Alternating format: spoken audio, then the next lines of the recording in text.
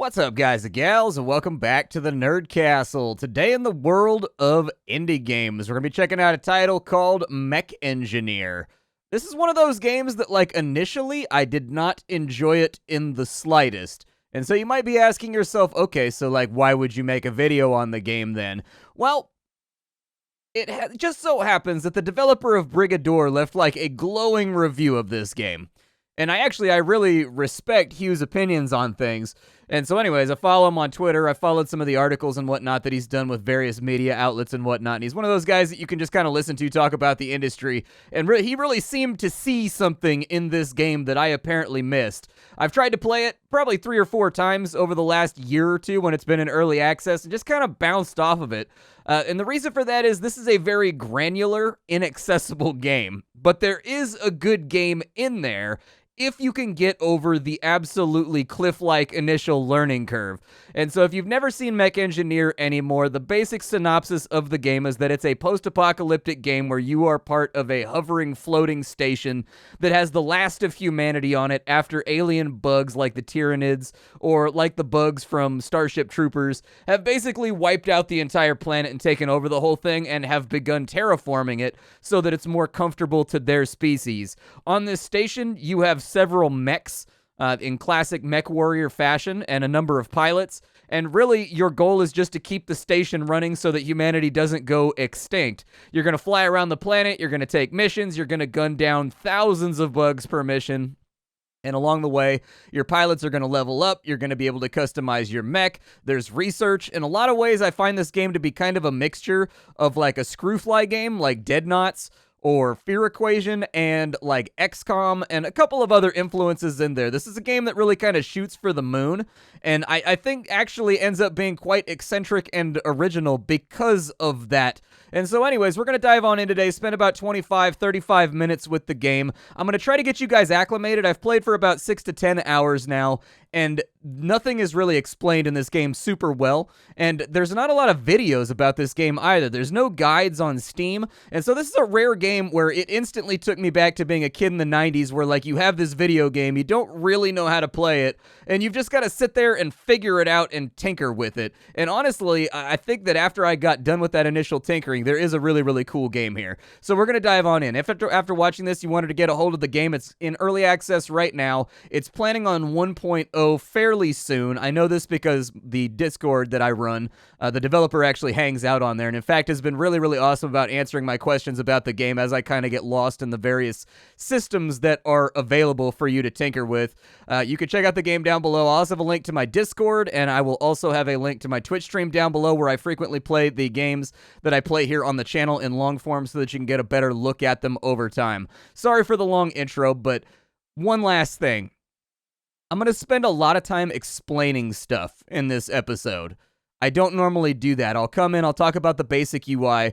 The reason I'm doing that is because there is no resource for people to learn how to play this game on the internet anywhere. And so I feel like this is a pretty fantastic opportunity, A, to inform people about the game, and then B, on top of that, since the learning curve is quite difficult with this game, hopefully I can smooth that over so anybody kind of cruising around can see how I do things, see how I've been successful with the game thus far and how I'm winning missions, and they can actually kind of emulate and copy that. So let's dive on in. I've turned off the tutorial. We don't need it. I pretty much know what I'm doing. The year is 2198. I'll kind of talk about what this says because there's a lot of reading. Basically, the storyline is we were making a warp gate in typical human hubris. In making that warp gate, we accidentally let the bugs in.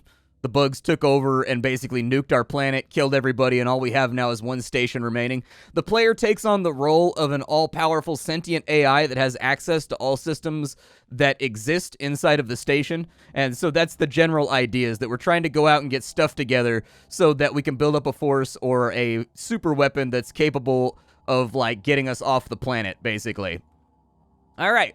So this is where you're going to be interacting with the game for the majority of it. I'm going to go ahead and turn all this up real fast because it feels very, very quiet to me. There we go.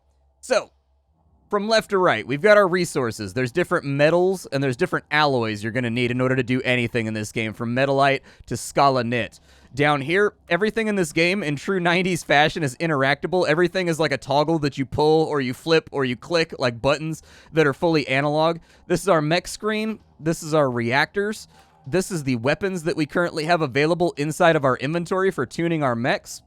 Over here, we have the component menu, but for the sake of argument, I feel like this should basically be named requisitions. This is where you request more stuff.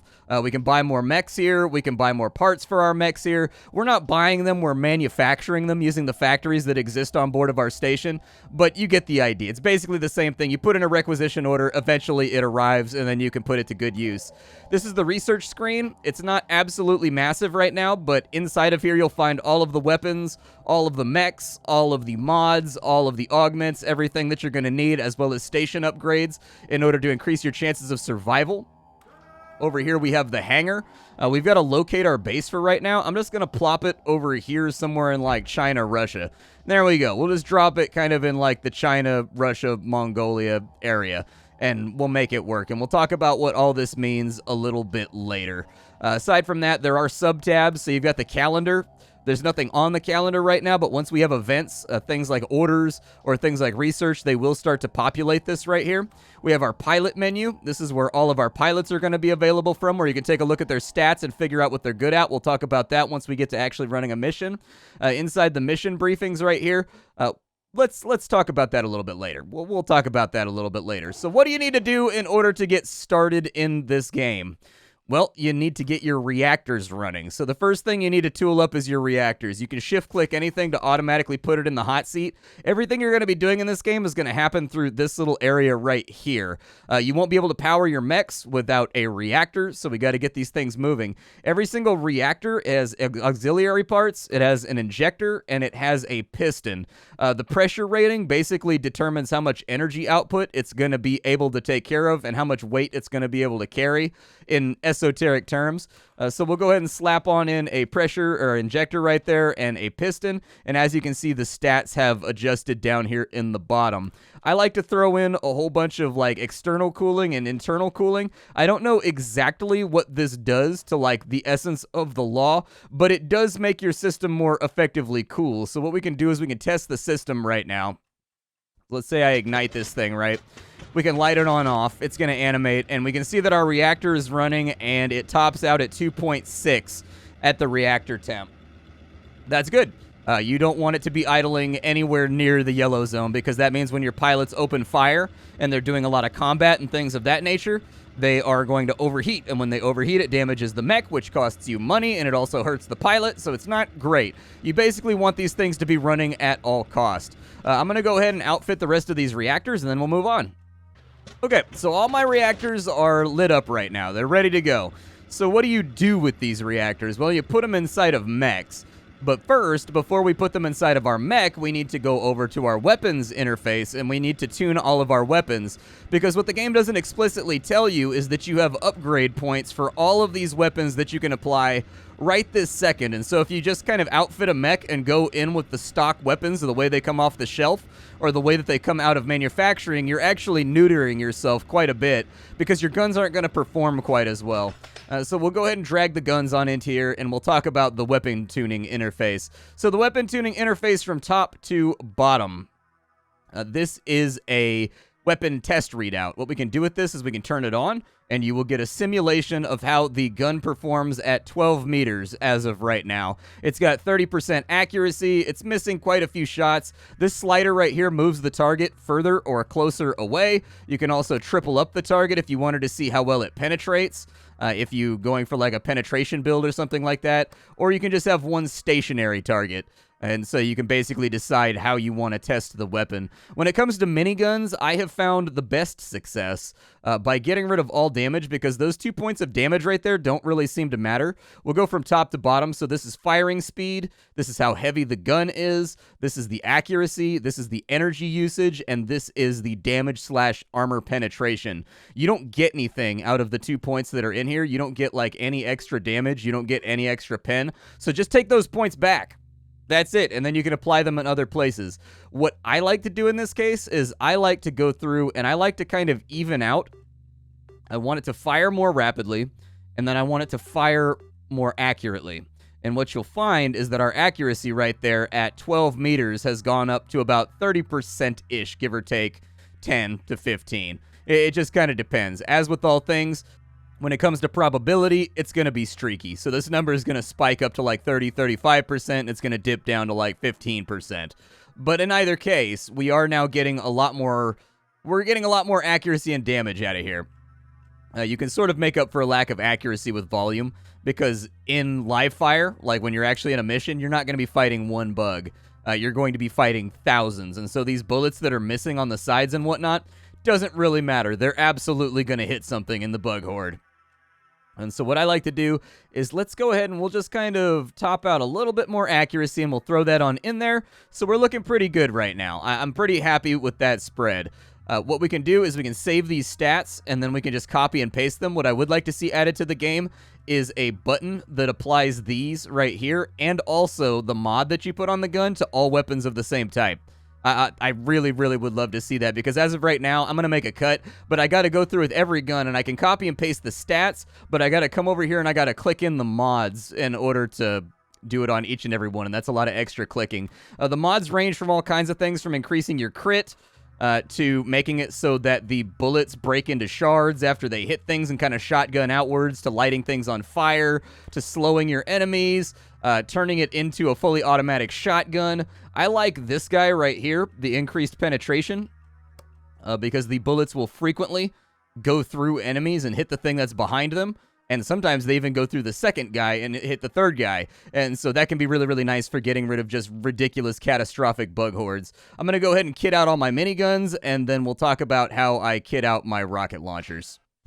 Okay, so all of my miniguns are now kitted out. We need to kit out our rocket launchers real fast. The rocket launchers, I find that if you can reduce their weight, what you can do is you can kind of do a primary, secondary weapon thing on the mechs. And so I like to take the weight down to about 16 so that I can fit a rocket launcher and a minigun on every mech.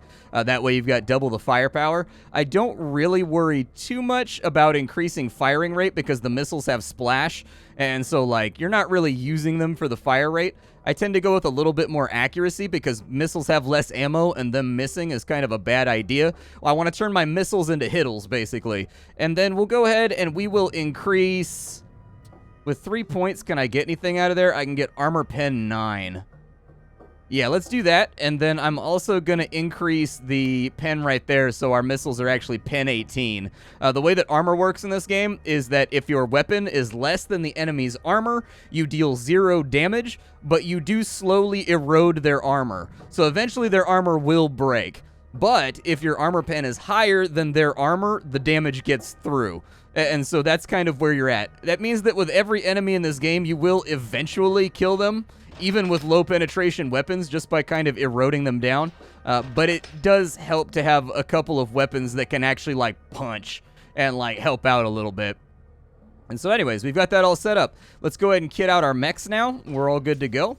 So we've got Mr. Green over here. As of right now, we've really only got access to kind of like this little Centurion mech. But mechs are comprised of a bunch of different parts. You'll see a lot of stuff flashing here. There's a lot of moving parts to this game. We'll talk about the different menus and things down here after I kit out the mech. But let's do the kitting first. Every single mech needs a cockpit. It goes right there. Also, you can shift-click all these to put them in the right spot. We have 122 weight right now. Motors help with that. And so every single one of these guys, you're going to want to have 4 motors. It's using 8 energy. It's okay. We're going to get energy from our reactors, so it's no big deal. And then on the auxiliary slots, I always go with all ammo modules until I get further on into the game. The ammo modules, they make you reload a lot faster. And I found through testing that reloading is when I tend to get overwhelmed and I start losing mechs. And so the faster you reload, the less downtime you have, the more I survive, is what I have personally found. We'll slap in a reactor right there, and as you can see, that's fixed all of our energy problems. And now we need to drop in a missile launcher, and we need to drop in a minigun. And so there you go. We've outfitted our first mech, and he is ready for combat. Now, mechs have 2 states. they are either in the hangar or they are ready for live action. You click on this little tab right here, you're sending them to live action. They will no longer be in engineering, they'll be inside your hangar menu. And you'll have to transfer them back over here if you wanted to do anything with them after the fact. For right now, before I send this guy, what are all these tabs? This is a weight distribution. It tells you where all your weight is going. This right here is the repair interface. I don't know if I'll have time to show you in this episode, but basically it's a mini game. This right button right here fully fixes whatever the part is for the cost of Metalite that is noted. This right here assigns engineers to try to make do and fix it without using any materials. But what that will do is that they're scavenging parts from basically they're cannibalizing other parts of the mech in order to fix this part. And so it's a mini game where you're trying to get as many of these little pictures right here to be a full plate as possible. But the more engineers you put on it, the more they cannibalize it, which increases the cost to repairing other parts. And so anyways, you just gotta fiddle with it. It's one of those weird systems where sometimes by fiddling with it, you can get a discount, but sometimes by fiddling with it, you make the repair cost a lot worse. And it's all your fault. You don't have to keep clicking. Like, you can stop at any time. This is your armor interface right here. Your armor interface, you can add more ablative armor if you wanted to make the mech a little bit more resilient. You can enable melee defense by putting a blade on the mech if you want to. You can activate an energy shield. Since we do have a lot of extra energy, I would recommend that we activate the energy shield on all of these mechs. We can also enable or disable the self-destruct system, but I'm not super sure. I think that makes it so that when they're going down anyways, they detonate and kill a whole bunch of bugs. Haven't played with it, though, because it's a squad-based game, so your mechs tend to stick together, and I'm a little bit worried that the explosion's going to kill all my dudes. And so that's kind of where I'm at with that. This is where all of your electricity is going, and this is the custom painter, where you can literally just paint the mech however you want in true tabletop fashion. And so anyways, that's how the whole thing works. We'll go ahead and send this guy over to the hangar. I'm going to fit out the other mechs, and then we'll get going on into a mission, and we'll talk about how you manage your station. Oh yeah, one quick caveat, when you send a mech over, there's going to be a little red number right here next to the send button. I totally forgot about it. That's how many engineers from your engineering team it takes to transfer them from engineering to the hangar. The engineers come back at the end of the day, but the transfer happens instantly. So anyways, if you see a little red number right there, that's exactly what that is. So just something to keep in mind. I've got all my mechs outfitted, so let's go ahead and select a research. We have 160 people on the science team right now. I like to repair the reinforced frame. There's a couple things to play around with, and nothing tells you quite what it does. I would like to see a little bit more like, so engine parts move and connect equipment to create new parts. I would like to see the result of this. So in the case of this guy, it says starts the repair of the main mech hall. That's like half a sentence. The second half should be like, this results in a, and then it should tell you what happens right there. And I feel like that should be the case for pretty much all of these right here. It would really, really, I think, go a long ways towards helping people make educated decisions. I always go with this guy first because this node right here is a new mech that's a little bit of a heavier weight class that can hold 3 guns, and those 3 guns are going to be really necessary. So we'll go ahead and start that research right there. I don't think with 60 staff we're going to be able to get any other researches done, so it doesn't really matter for right now.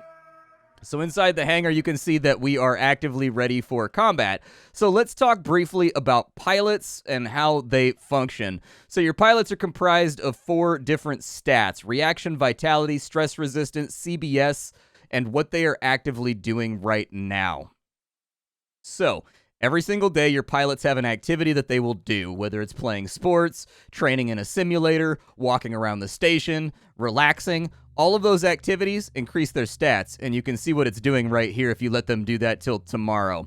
You also have 2 other slots. You have training and hospital. We'll talk about those in a minute, but like, what do these stats do? So reaction is how fast the pilot reacts to new situations. The best example I can give you is that you have enemies on the north and the south of you. How fast can the pilot kill the guys in the north, turn around, kill the guys in the south? That's going to be directly dictated by his reaction speed. A high reaction character is going to be able to do that. A low reaction character is not going to be able to do that. Vitality, that determines their HP, how much they can take in damage during the mission. Stress resistance is basically, they have this little meter right here. This is like how stressed they are. I think that when it gets down to like 0, bad things happen. I've never quite gotten there just yet. But the developer has told me directly that they can go insane, like bad things can happen to your pilots if this little meter goes down, and it goes down when they get hit in combat, and it like slowly regenerates back to like a maximum based on their stress resistance. And so anyways, CBS testing is how good they are at piloting their mech. So a pilot that has scored in the 90th, 99th percentile or whatever with regards to, or in the top percentile with his CBS test, that's a pilot that knows exactly the way his mech is going to handle in every environment. He knows the way heat affects the mech. He knows how the incline affects the mech. Basically, his mech is an extension of his body. Meanwhile, somebody that has like a 50 in their CBS test, they know how to pilot the mech, but like they're going to make mistakes under pressure, and they're going to hit the wrong knob from time to time. Somebody with a very low CBS, just don't send them into the mission at all. They're going to have a hard time keeping up with the other guys that are good at it. How I select pilots for missions is So the first mech up here is your leader. You are giving orders to the leader, and he relays the orders to everybody else in the squad. So you want someone with a high stress resistance, because if your leader breaks, everybody else doesn't get the orders. And then you want somebody with a high CBS test. That way they kind of inspire that confidence and like make people know they know what they're doing. And so anyways, what we're going to do is we're going to sort by CBS test by clicking on the 4 right there. We have Donald over here. He's got a really good CBS. He's got really good reaction. He's got terrible vitality, which means he's going to die like instantly if he gets hit. That's kind of a bummer. I would rather not, but I think we're going to have to, just because we don't have time to really train him up right now. We need to get some wins under our belt. For the other people in the squad, I usually sort by stress resistance, because far and away the worst thing that can happen, like mid-mission, is somebody breaking. Like, that's really, really bad. You don't want anybody to break. Wow, we got really bad pilots this run. Our pilots are terrible. Wow. Okay, well, people are going to be in the simulator. I'll tell you that right now. All right. We need stress resistance over 50 for most of our pilots. If we don't have that, they're going to break really easy. We'll go ahead and put that right there. Okay, everybody is looking solid to me right now. What do these slots do over here? So the training simulator increases their CBS and reaction scores, but their vitality and their stress resistance will go down. The hospital increases your vitality and your stress resistance, but there is no downside to putting people in the hospital. So realistically, a good idea on the first day is to find people with very low vitality and stress resistance and just slap them in the hospital, and their job is just to sit in there until they have really, really high stress resistance and until they have really, really high vitality.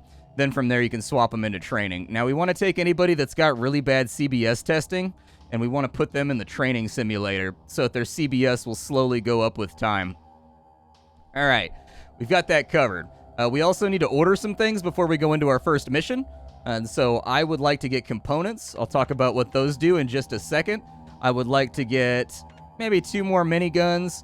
I'd like to get 4 more motors, and I'd like to get 1 more reactor. And as you can see, it's deducting from my balance right there. If we take a look at our calendar, we will know when these things will arrive. It looks like they arrive all in the beginning half of next week. Be careful about passing days. The game doesn't explicitly tell you, but the game gets harder day by day. There is kind of a multiplayer. There's a multiplier for how hard the game gets day by day. And so, like, I've noticed a lot of people being like, well, I just passed days until I had all the research. And, like, wouldn't recommend it. Wouldn't recommend it. You kind of want your pilots leveling up and developing relationships with one another so that they're more effective in combat. We've got people ready to go. The final thing you need to be aware of is this is the station interface. This is where we live right now. This is what we are the AI of. Every single one of these little circles is clickable. They all do stuff. Over here on the right-hand portion, when it comes to every single one of these stats, other than station damage, you want all of these stats that are percentage-based to be around 100%. That's what you're aiming for. But if station damage is 100%, that's bad. That's real, real bad. So every single one of these nodes is everything from living areas for your humans, to hydroponic farms for your food, to emergency bunkers, to just everything you can think of. Stuff that tends to be on the exterior of the station is supplementary things like airstrikes and whatnot that you can call in during a mission to help you out during pressurized moments. But all these things require components in order to build, and so we need to get components together in order to make stuff happen. For right now, our life support systems are pretty bad, so I would say that upgrading the bunker over here is a good idea. So I'm just going to go ahead and do that. If you see a blue link right here, as far as I can tell, yellow systems can only be upgraded to the level that the blue system that supports them is at. As far as I understand it, that seems to be the way that it's linked together, and so sometimes you may have to daisy chain your upgrades in order to get the result that you want. But ultimately, we made the emergency bunker. It's going to make it so that we have more components, more consumer goods, we have more food supply, we have less wounded humans per day, we have more life support systems, and our station damage has gone down by 1% to the most sacred of numbers. And every single day, these numbers are going to change within a variance. So just don't panic if these numbers are going up and down. Just remember that you're adding modifiers to them so that them going up and down becomes less catastrophic day by day. Okay, so what say we towards taking a mission finally? You can actually see some gameplay. Hopefully the last like 20 minutes or so have helped people like understand what's going on with the game a little bit better. There's a lot of stuff in this game. I think the onboarding for this game is definitely the downside. There's, you know, a lot of stuff to learn, and really none of it is explained super well. The game does have a 30-page manual. I do recommend that you read the 30-page manual, or at least reference it whenever you get stuck. There are little articles inside of there that will kind of help you, but ultimately having direct access to the developer is what helped me the most, because he filled in kind of blanks where like I vaguely knew how the system worked, but I wasn't totally sure. And so I would just DM him real fast, and he'd be like, oh yeah, you're on the right mark, but it also does this. If you want to know what any of these tiles do on the map, you click on this right here, and it'll give you the legend. You can also swap it over to see what resources are around. You can swap it to see what environmental effects are around. And then these are not difficulty ratings. If you see a number on here, you're looking for enemy bases to wipe out. It's Minesweeper. This is effectively how many enemy bases are adjacent to these tiles right here, including itself. And so anyways, just something to keep in mind. You can get a synopsis of how hard the missions are. I would say probably this one is our winner right here. We can get a little bit of extra resources. It's only 53 degrees Celsius right there, which is well within the temperature constraints. We can have a max temperature of 136. 167, so that's the external cooling coming through. I put external cooling on some of these instead of internal cooling. And so anyways, 136 for these guys, 167 for these guys. So always check and make sure you're not anywhere near the T-junction. Otherwise, the interior of the cockpit's going to heat up, and they're going to take wounds as you're going through the mission. In order to initiate the mission, you click on the portrait right here. It will ask you for your pilot designation. The number 1 slot is your leader, so that's going to be your CBS stress resistance guy, and everybody else can kind of just go wherever. And then you click the big red button in order to start the combat off. So off, and away we go. I'm going to pause the game real fast, and we'll talk about what all this is. So at its core, this game is an auto-battler. That's something to keep in mind. The basic controls you need to know in order to make combat function. Ooh, our temperatures. Oh, okay, never mind. They're cooling down. I was going to say, our temperature started off really high, but maybe I just don't look at this at the beginning of the mission ever. You can press space at any time to pause the mission. This top button right here is movement orders. With this selected, if you right-click, within variances, depending on their CBS and a couple of other factors like their stress level, they will attempt to move to that point. This right here is calling in an artillery strike. You right-click in order to deploy that. This right here is giving them the order to focus fire. You right-click on that one as well. And that's pretty much all the buttons over here. This will change the color scheme just in case you're having a hard time seeing on the map. I don't even look at this really anymore. I look at the mini-map down here because I find the terrain really hard to navigate from time to time, and I find that looking at the mini-map is actually more effective for me than watching the action over here. This is Nav Point Alpha. Your mission is always to go to Nav Point Beta, and there's going to be something there you've got to do. It might be a giant bug you have to kill. It might be a thing you have to interact with. You might have to hold a point, but once you get done at Beta, then you may have to go to, like, Charlie. It just kind of depends. In the early missions, it's just going to be Alpha and Beta. All these readouts over here, ammunition for missiles, ammunition for guns. I think that's probably ammunition for energy weapons, but I haven't ran energy weapons yet, so I couldn't say within a shadow of a doubt. You've got the EKG meter for how well your character is doing. This will go up as they get more wounded. You've got how much oxygen they have available, just in case you're fighting under the ocean. You've got what temperature it is inside the cockpit. It's 36 degrees right now. and they should be fine. Other important button to be aware of, the retreat button. Don't be ashamed of retreating in this game. You're supposed to retreat from time to time. Sometimes you're going to go up against enemies that counter your build, and you need to go back and play the Mech Engineer part of the game to counter them back and reload out your mechs. I've gone into missions and gotten swept very, very quickly. Hitting the retreat button just takes them back to nav point alpha. They've got to sit there for about 20 seconds, and then they extract. All right, so my first order is going to be to go get that resource crate. Oh yeah, the final thing that I forgot to mention, left-clicking anywhere inside this area while you have your movement enabled is going to tell them to auto-battle their way to the mission objective. So that's also a very important keybind. So there you go. We're collecting that crate. There's a tornado. Let's get out of the way of it. I don't want to get caught up in that tornado. Those are bugs right there. You will see they'll start firing and killing things. On the nav map, it looks like we've got more resources right there, more resources right there, and more resources right there. We're going to kind of start cutting to the southeast, I suppose. And as you can see, they're beginning to kind of duke it out with the bugs here. I'm going to give them an order to move over to here. They are moving through kind of a wispy area at the moment, so they may get caught up a little bit by environmental hazards. Okay, there's our resources. Let's go ahead and push through the bugs to get to it. There we go. We've got that resource. We're going to keep going to the southeast, and we're going to try to get the last resource crate. A little bit of a spawn right on top of us right there. Not ideal. That's usually where things start to go wrong, is when they spawn right on top of you. For your best interest, it can be a good idea to avoid being near walls. That's where they always spawn for. Oh, that tornado is going to get us. Yep, I was going to say, that tornado's getting somebody. The tornado doesn't actually hurt you, in case you were wondering, but the rock that orbits it instantly one-shots your mech if it hits them. So if you're inside the radius of this, it's going to suck you into the middle of the tornado, and you're safe from the rock. But when it spits you out, or when it sucks you in, if the rock hits you, your mech is instantly dead. It's not a fun experience. Would not recommend. That right there is apparently our target. We've got to kill a giant snake monster. Don't go inside that circle. That's his line of sight. If you go inside that circle, you're going to have a really, really bad time. We're going to go get all the resources on the map, though, before we do anything else too crazy. From this display right here, you can obviously see why I kind of compared this game to Fear Equation and Dead Knots. It's very, very similar in that regard, where you're kind of like the operator that's running a team of colonial marines that are trying to deal with a problem, and sometimes you feel very, very helpless as they're getting, like, wiped out and destroyed. Back up, don't get tornadoed. One thing I don't like about the game is that the tornado is absolutely aimed at your team. It actually, like, follows them around and tries to hit them. If it just moved around the map randomly, I think I would like the mechanic a lot better, but it does feel kind of cheesy from time to time when you're already dealing with a lot of problems and the tornado's like, all right, here I come, like the Kool-Aid man, and just kind of ruins your life.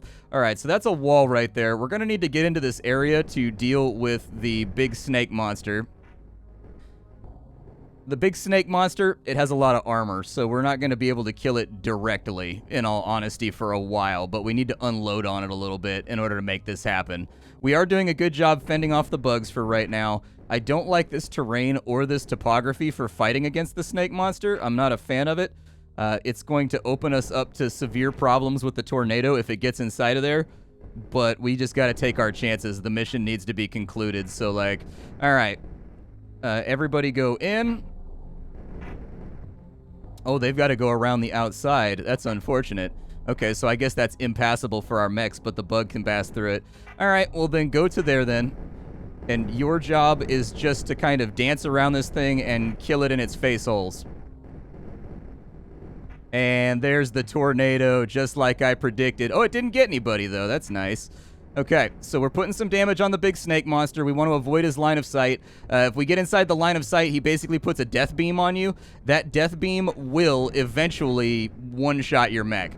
And so just like the death beam's going to focus for a little bit. It's going to sit there and look at him. Snake monster is now down, which is really, really good because my mechs were stuck, unfortunately. Go ahead and get to the rally point before you take any damage. We are being overwhelmed. And we should be extracting very, very shortly, unless the tornado carries my entire team away. Fantastic. Okay, so it spit us out. Everybody go to the mission objective and hang out. There we go. And as you can see, the meter's going up. We're going to be out of here. We're going to get a multiplier to everything that we picked up for extracting. And honestly, we made it out of there. Only Steel got a little bit scuffed. He got 2 boxes of damage. This is your after mission synopsis right here. It's going to tell you basically everything that happened during the mission. So from this, we can derive that he spent 9 seconds disobeying orders. He spent 9 seconds disobeying orders, 7 seconds disobeying orders, 10 seconds disobeying orders. However, we had no overheating issues. We had no cooling time. Everything looks pretty good right there. So, like, aside from them disobeying orders, which sucks, we are where we are. They didn't get through the armor, so that's good. Steel got automatically repaired when we got through. After any mission, all of your pilots are going to be exhausted until the next day. That's why you want to develop a secondary team, so that you can be running basically multiple missions a day, since the entire game is on a timer and gets harder and harder the longer that you take. However, we don't really have anybody else that's like suitable for combat right now.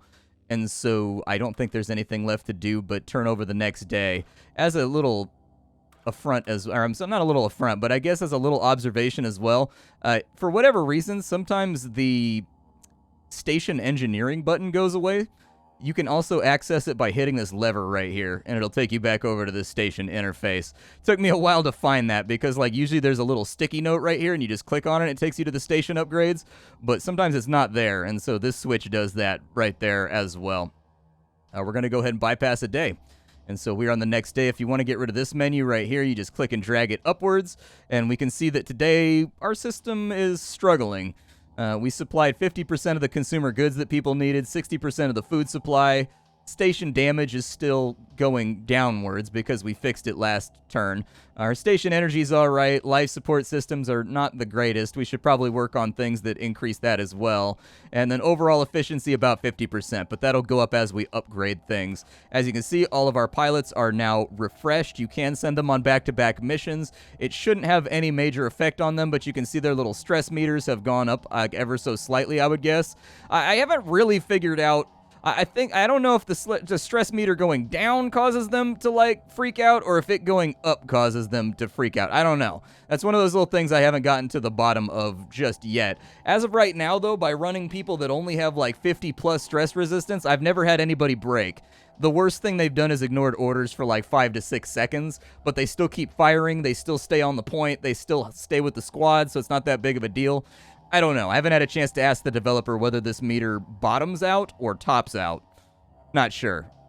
So in a nutshell, that's Mech Engineer. It only gets more complicated from there. There are special bugs that you're going to need to deal with. The good news is when you go to the mission interface, it tells you all of the bug stats so that you can build your mechs in an intelligent way. And so going into this mission, you're going to want high damage, high armor pen, because you've got these ram guys around that are going to be knocking you all over the place and dealing insane amounts of damage. You can take these missions in any order that you want to. Your pilots do level up. Apparently there's 10 levels of advancement. The farthest I've made it is like 10 days out with no losses, and I don't think any of my pilots have leveled up just yet. That might be what this little number is right here, is like how close they are to their next level. So they're like squatties right now. They're level 0, but from that last mission, they went up by 0.15. These guys are 0, so I'm inclined to believe that that's true. But like I said, not a whole lot of stuff is explained with this game, so it's been trial and error and observation for me the entire time I've been playing it.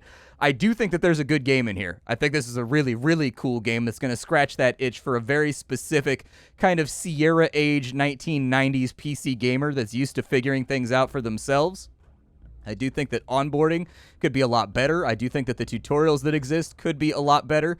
They're very obviously kind of like translated from another language, and so that can make it a little bit difficult to kind of like take all to heart and figure out exactly what they're implying by some of the statements that the tutorials make. But this is a good game. You've just got to get past the cliff-like learning curve and inaccessibility to get to the caramely goodness at the center of kind of the crusty chocolate coating.